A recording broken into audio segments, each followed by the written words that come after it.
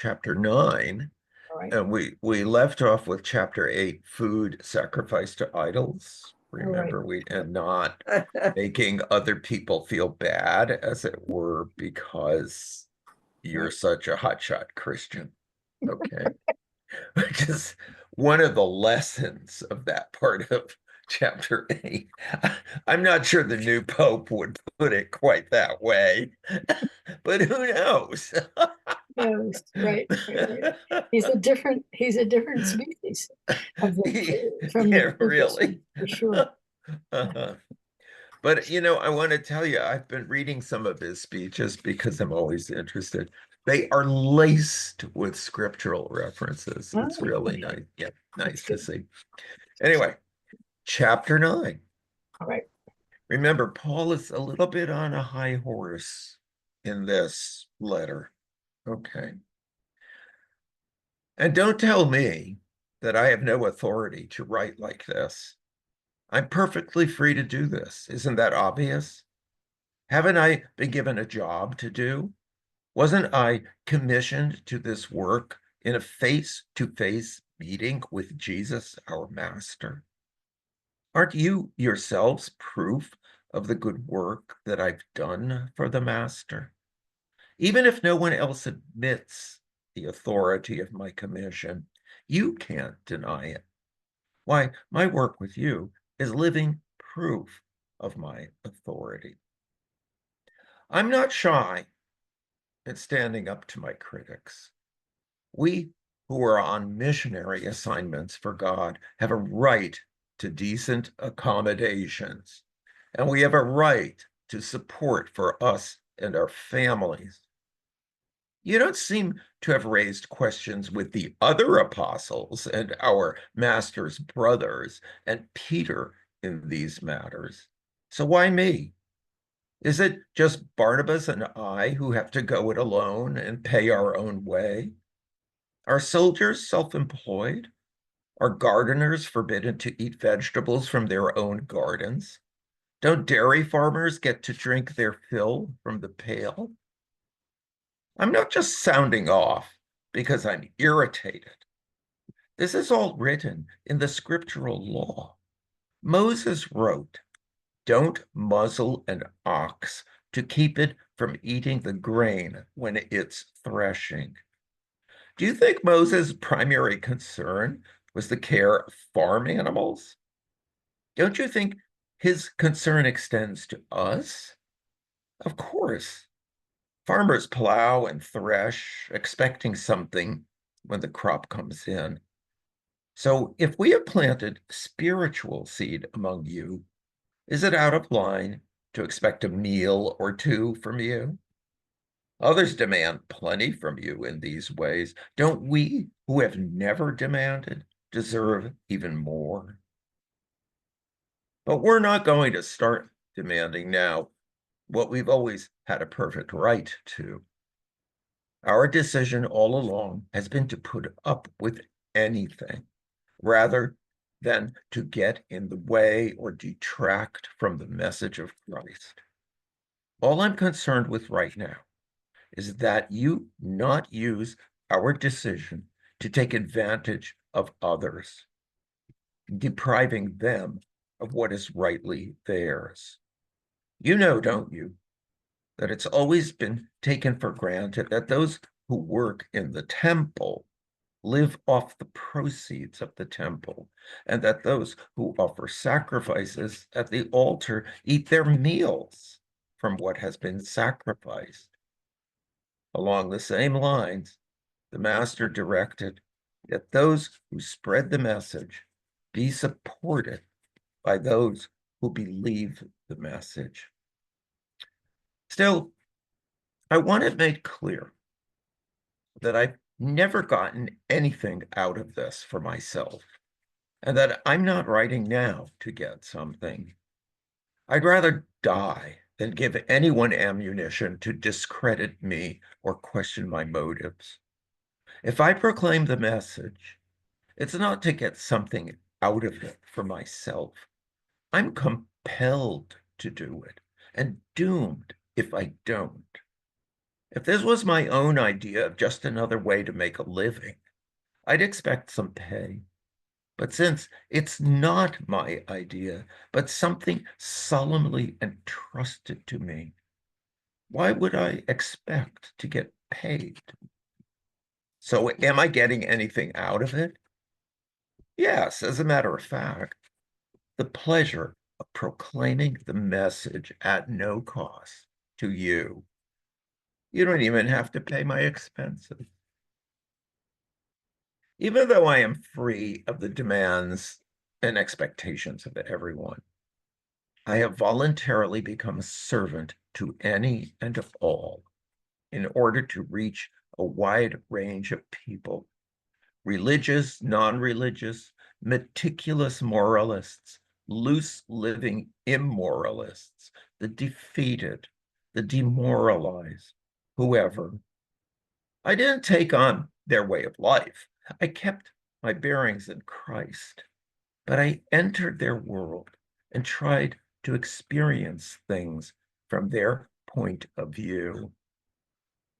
I have become all things to all men. I've become just about every sort of servant there is in my attempts to lead those I meet into a God-saved life. I did all this because of the message. I didn't just want to talk about it. I wanted to be in on it. You've all been to the stadium and seen the athletes race. Everyone runs, one wins. Run to win. All good athletes train hard. They do it for a gold medal that tarnishes and fades. You're after one that's gold eternally. I don't know about you, but I'm running hard for the finish line. I'm giving it everything I've got. No lazy living for me. I'm staying alert and in top condition.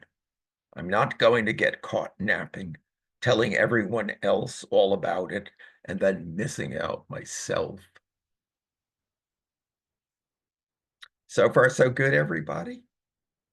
It's a nice change. Yeah, thank you. I find it kind of funny, actually. I'm It kind is, of it like, is, it has a kind of charm. You're right.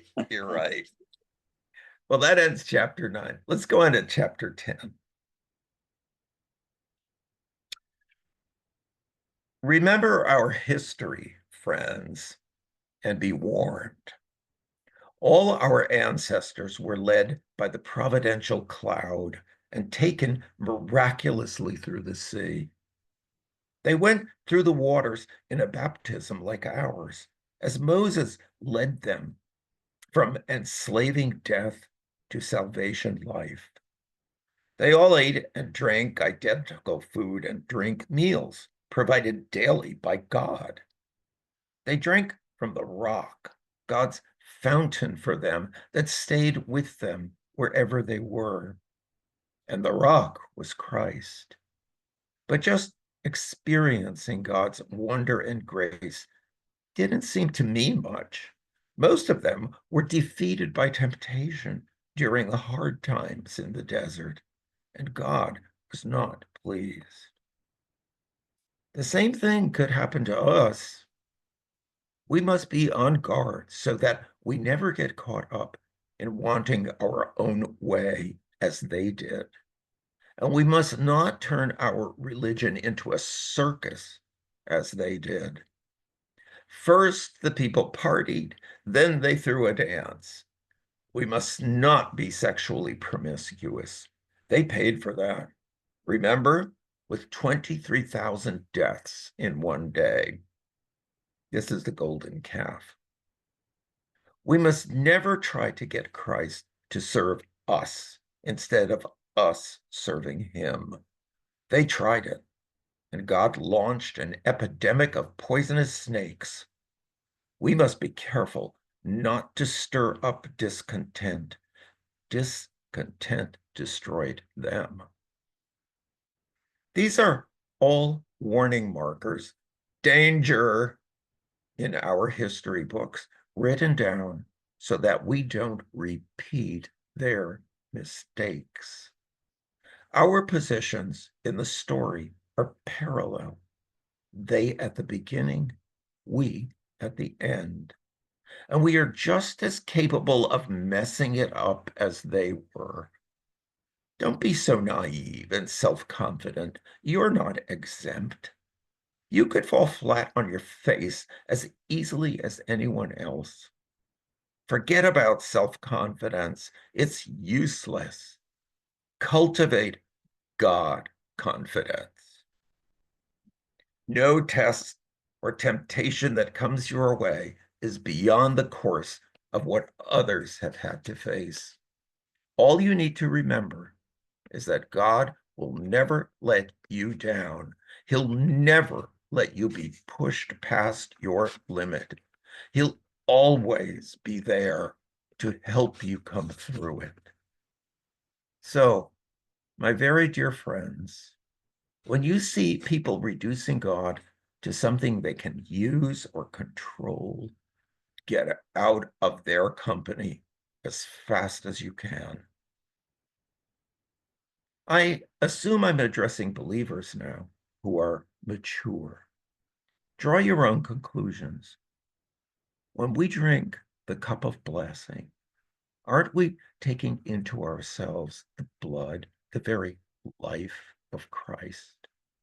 And is it the same with the loaf of bread we break and eat?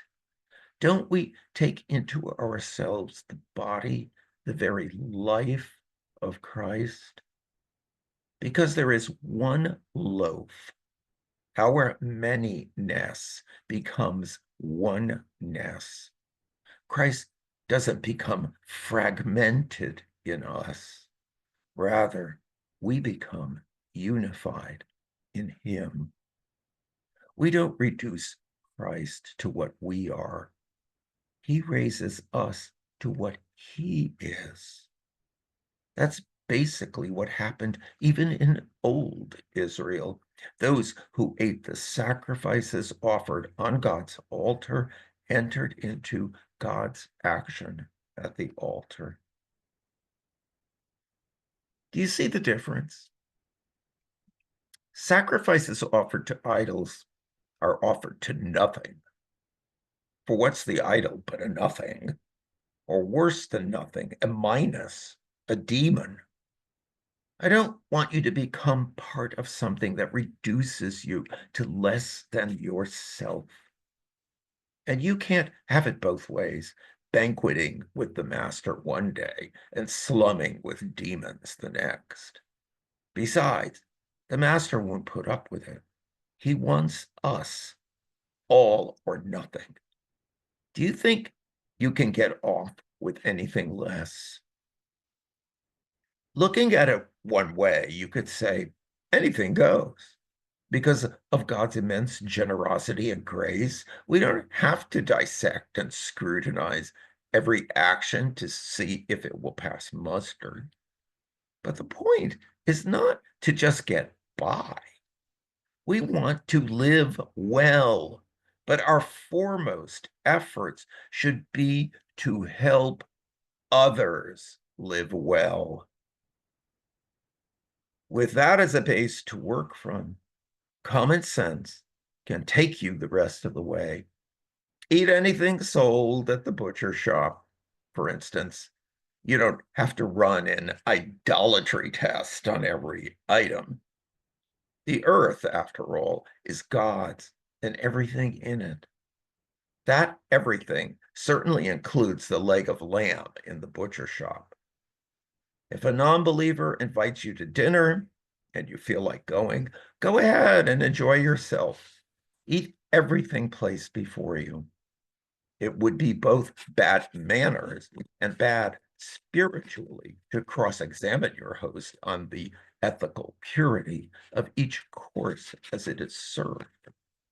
On the other hand, if he goes out of his way to tell you that this or that was sacrificed to gods or goddess so-and-so, you should pass.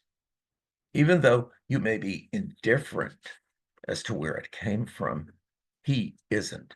And you don't want to send mixed messages to him about who you are worshiping. But except for these special cases, I'm not going to walk around on eggshells worrying about what small-minded people might say. I'm going to stride free and easy, knowing what our large-minded master has already said. If I eat what is served to me, grateful to God for what is on the table, how can I worry about what someone will say? I thanked God for it, and he blessed it. So eat your meals heartily, not worrying about what others say about you. You're eating to God's glory, after all, not to please them. As a matter of fact, do everything that way, heartily and freely to God's glory.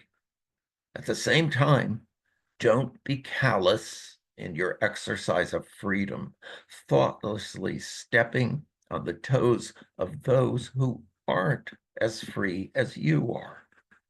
I try my best to be considerate of everyone's feelings in all these matters. I hope you will be too.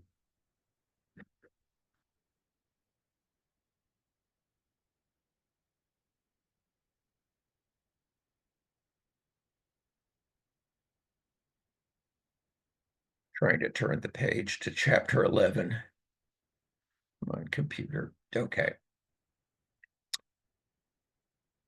It pleases me that you continue to remember and honor me by keeping up the traditions of the faith I taught you. All actual authority stems from Christ. In a marriage relationship, there is authority from Christ to husband and from husband to wife.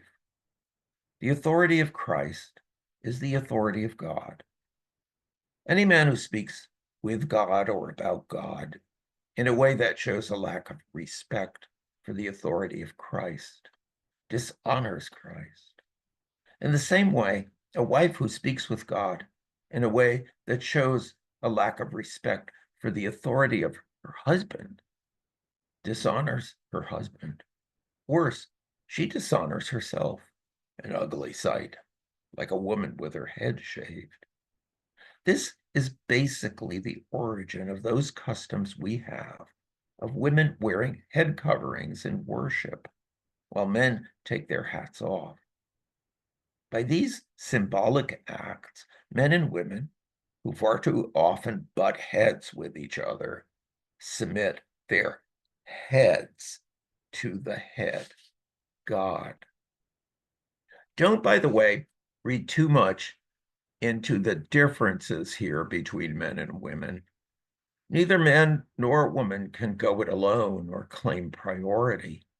Man was created first as a beautiful, shining reflection of God. That is true. But the head on a woman's body clearly outshines in beauty the head of the head, her husband. The first woman came from man, true, but ever since then, every man comes from a woman. And since virtually everything comes from God anyway, let's quit going through these who's first routines. Don't you agree? There is something naturally powerful in the symbolism. A woman, her beautiful hair reminiscent of angels praying in adoration. A man, his head bared in reverence, praying in submission. I hope you're not going to be argumentative about this. All God's churches see it this way. I don't want you standing out as an exception. Regarding this next item, I'm not at all pleased.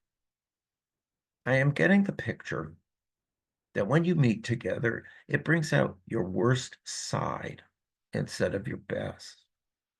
First, I get this report on your divisiveness.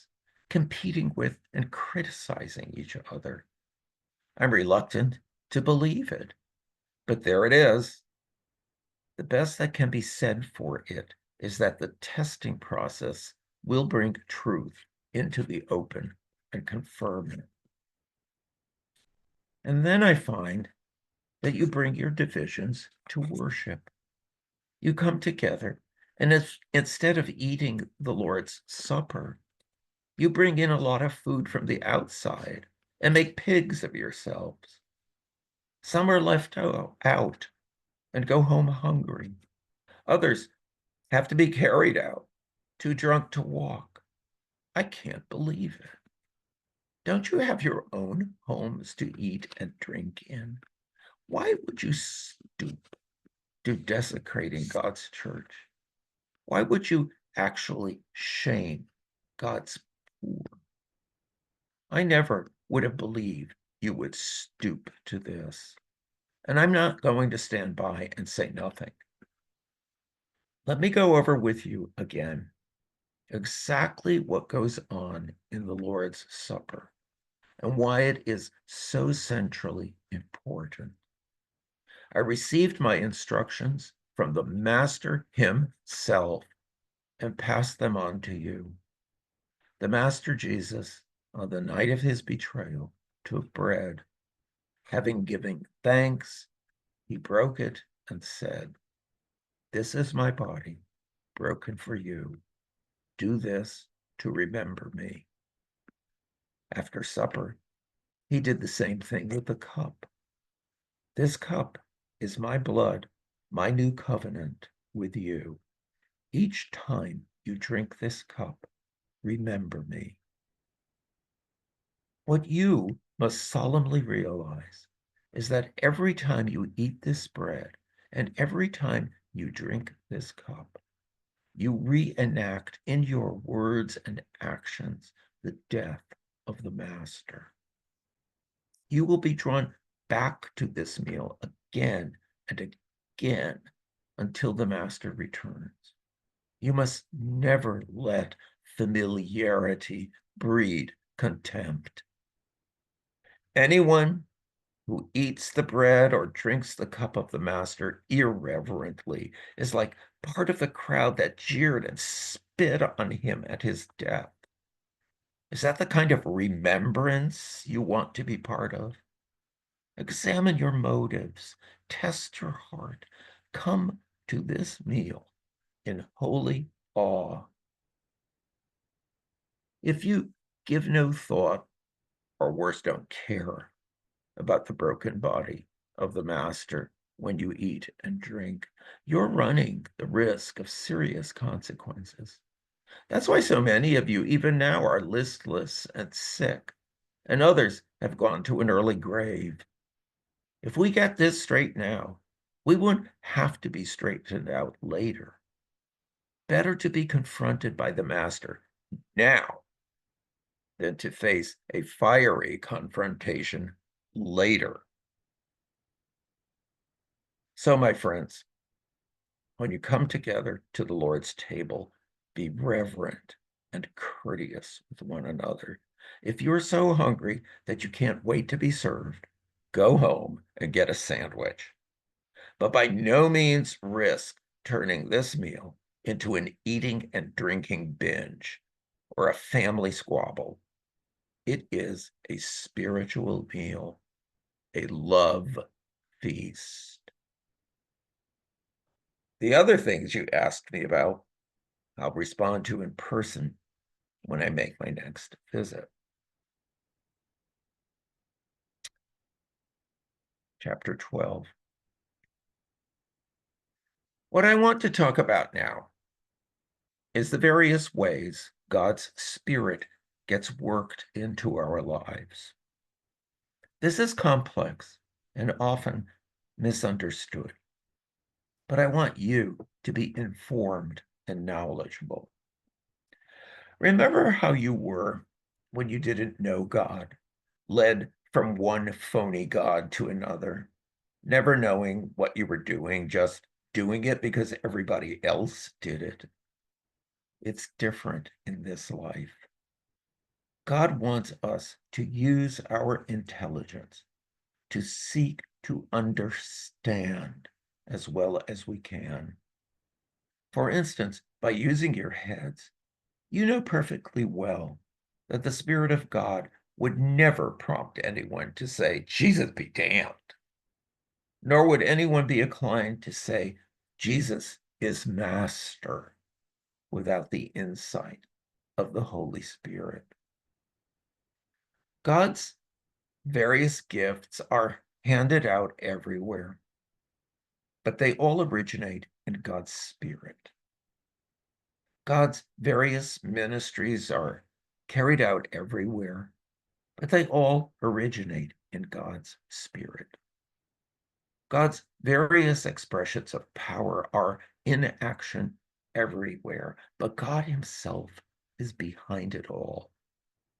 Each person is given something to do that shows who God is. Every person is given something to do that shows who God is. Everyone gets in on it. Everyone benefits. All kinds of things are handed out by the Spirit, and to all kinds of people. The variety is wonderful. Wise counsel, clear understanding, simple trust, healing the sick, miraculous acts, proclamation, distinguishing between spirits, tongues, interpretation of tongues. All these gifts have a common origin, but are handed out one by the one Spirit of God. He decides who gets what and when. You can easily enough see how this kind of thing works by looking no further than your own body. Your body has many parts, limbs, organs, cells. But no matter how many parts you can name, you're still one body. It's exactly the same with Christ. By means of His one Spirit, we all said goodbye to our partial and piecemeal lives. We each used to independently call our own shots, but then we entered into a large and integrated life in which He has the final say in everything. This is what we proclaimed in word and action when we were baptized. Each of us is now a part of His resurrection body, refreshed and sustained at one fountain, His Spirit, where we all come to drink. The old labels we once used to identify ourselves, labels like Jew or Greek, slave or free, are no longer useful. We need something larger, more comprehensive.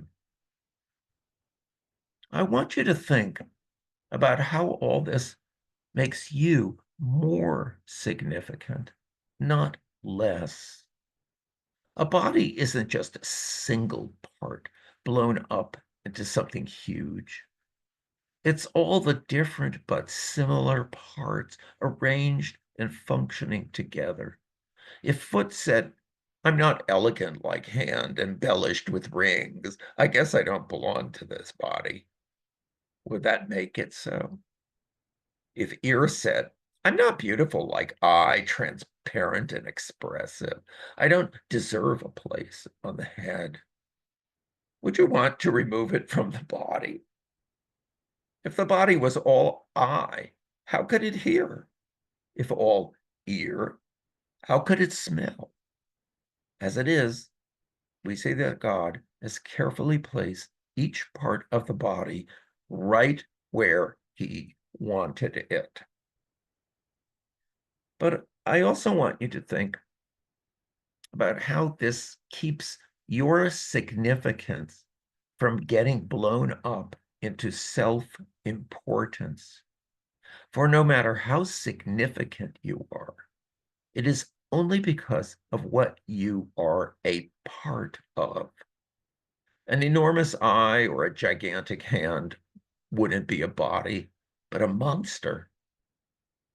What we have is one body with many parts, since its proper size and in its proper place. Rather, each in its proper size and in its proper place.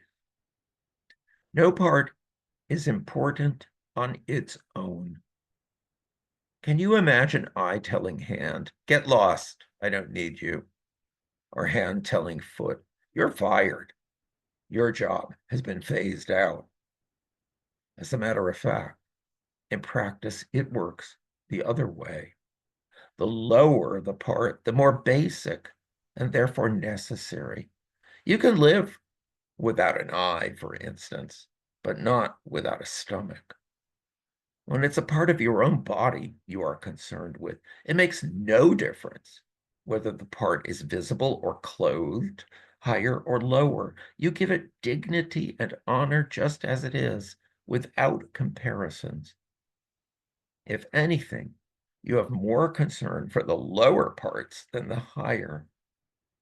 If you had to choose, wouldn't you prefer good digestion to full-bodied hair?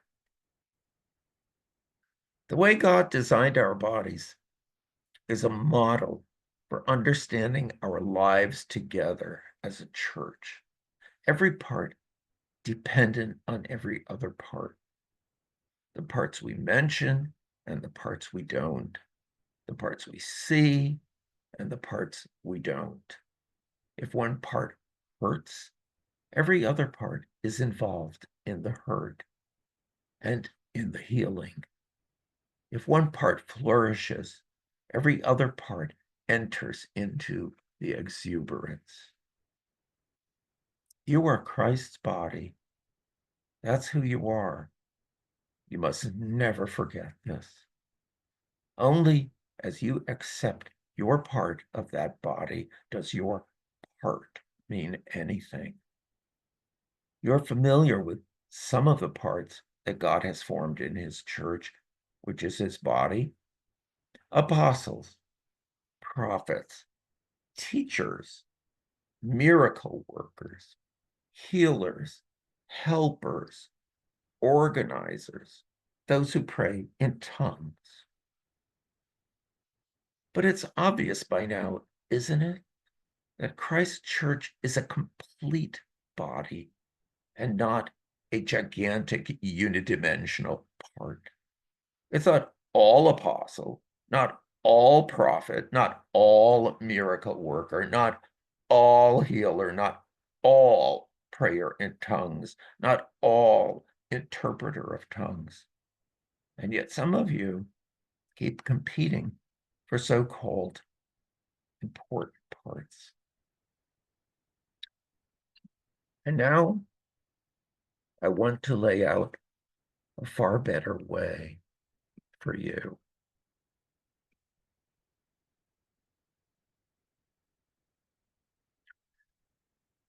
And that's the famous ending sentence of chapter 12. And now I want to lay out a far better way for you. Well, I like the language of this version of the Bible because for me it made it more understandable. Yeah, yeah. Also, if I had heard different verses of this, separated, it wouldn't have made any sense. But when you read it as you did, and you were nicely dramatic, interesting. It's pretty dramatic text. You can't help it. But anyway, go ahead, Beth. Yeah. So I think it makes it all more understandable. I kind of like it, actually. Yeah. Yeah, I do too. You do too, Becky. Oh, Yeah, because because I love the King James and everything. And then I read this and I say, this is so snappy. You know what? And so I think yeah. Because we know the Revised Standard Version and the King James Version, Yeah. it's very interesting to hear it expressed it makes a deeper understanding of the text because you're hearing Yeah, it expressed as people who haven't heard it before might yeah, hear it. yeah. I don't know. Well, and It's then, yeah, yeah. then you could go back to the old ones I'd like to and go. I say, think I'll read. God, that's what he meant. And, Right. I think I it, will it read. So kind of this was opens it up a little bit more this because the was language is more. 8 through 12, right? I think I'll read We those. just did 8 through 12. Okay. Yeah. Yeah. Yeah. No, it was no very good. I like it. What do you think, Deb, Rick? Did you like it or did you find it weird or what? Well, that last part we've all heard before many times. Yeah, the church of that's Christ's body, the body of Christ part. As the many parts, right? Yeah, yeah, It's more accessible because of the sort of colloquial language. yeah, I mean, I yeah. can't think of in Roman times if they would have used the term "you're fired." I agree, and you wouldn't. It probably would not have said, "Don't make pigs of yourselves," because he says that. You're right. Yeah. So he does bring in the way we talk nowadays. You're right. Yeah. Well, But is that okay with you? Rick, is that okay with you? No, at first I thought it was you embellishing, but then I realized they were reading it straight out, Yeah, it wasn't me. Right. like you always do. I don't know where this version came from, but I like it. I like it. Deb, how about you? I like it a lot. It's seldom that you laugh with the Bible, and Yes. no. Yeah. there were just things that made me chuckle. And Yeah. so much of the Bible I've known it since I was 7 years old or Yeah, whatever, sure. and I think I zone out about meaning, but I'm enjoying the language that I've known for many, many, many years. Yes. It's just a very interesting new take on some things that I've heard a lot of times. Yeah. I kind of like it. It's for one thing, it's fun. And fun is always good, in my opinion. And for another thing, it's a different way of using language to get the message across, and and the more different ways you hear it, whether it's out of somebody's mouth at church or what have you, the more you add to your understanding, Yeah. and think- that's what he says. I really want you to understand what you're in. He says that in this passage, it's cool. Yeah, yeah, I agree with everything people have said, but what really interests me is it makes Paul a real person. Right. yeah, It's like you begin to understand a little bit more about who he actually is and yeah, what he's gone through and what he's yeah, expecting of people. And I yeah, mean, he's a difficult figure, in many ways. yeah. Yeah, I think people don't like him sometimes because of what he says. Like, Yeah, he's well, very, particularly about men and women, I well, think. yeah. Yeah, it's hard. It's That's- hard to Many people take. just write him off. We don't Yeah. want to hear about Paul. But I think hearing this in sort of colloquial language, it just makes him very real to me.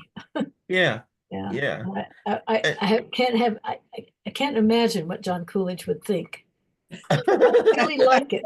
I might really like it. I think he Yeah. might really like it. I Yeah. think he might because he has a really good background in the original texts. Right.